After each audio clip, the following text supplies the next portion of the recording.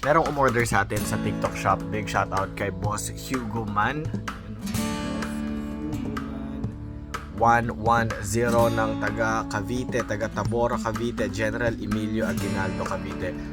Boss Hugo, just a quick video para ipaalam sa'yo na nakita ko itong order mo gabi ngayon ng Thursday, November 27. Bukas, Friday, maasikaso po itong order ninyo at maipadala po agad sa inyo. Mga after lunch ang pick up nito. Cavite lang po kayo, boss. Next day delivery tayo upon pick up. So kung bukas ang pick up, Friday, Sabado lang din marireceive ninyo. Boss, ito po ang marireceive ninyo. Yung item na in-order ninyo, yung isang bote na rohani, magsasama ako ng libreng organic lemons sa inyo, no? Para matikman ninyo yung organic lemons namin sa probinsya, sa Cordillera Region. Taga dun tayo, pati yung honey natin galing ng Cordillera Region, no?